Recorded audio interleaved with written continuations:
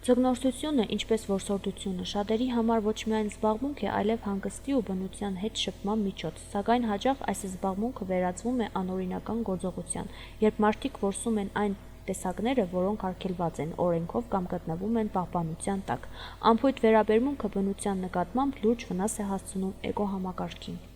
Ձկնորսությունը ժամանակին շատ հետաքրքիր մոմենտ կար զմռվա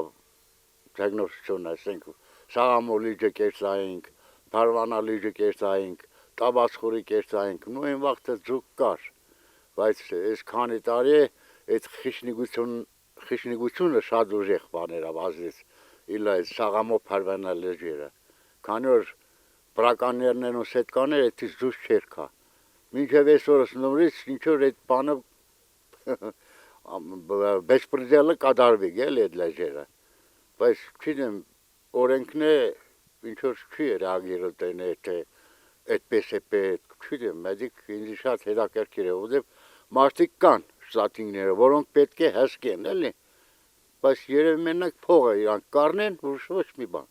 Արգելված ժամանակահատվածում կամ չթույլատրված միջոցներով ձկնորսությունը վտանգում է ձկնատեսակների բնական վերարտադրությանը, հատկապես վնասակար փոքր չափերի ձկների որսը, քանի որ դրանք դեռ չեն հասցրել բազմանալ։ Նման վարքագիծը տարիների ընթացքում կարող է հանգեցնել որոշ տեսակների անհետացման։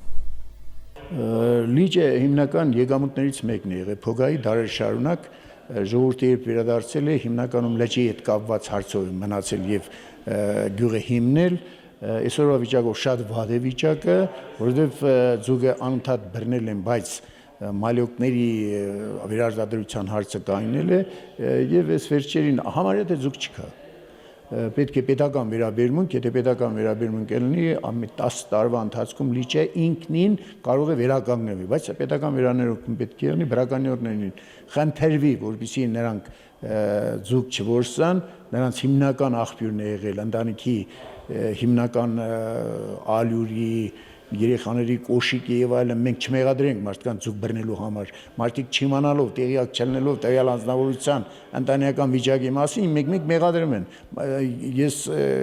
շատ լավ գիտեմ այդ երևույթը, եթե կամայական մարդուն 10 ռեզինե այդ նավակը ասես գնա ջրի կենտրոնը ձուկ որս, այնքը մինչև կենտրոն հասնի կմեռնի։ Էդ էլ մենց պատմություն է բրականյոր եղնելը, որսագողերի գաղափարը ուրիշ է։ Սա որսագողություն չէ, ընտանիքին ապահովելու համար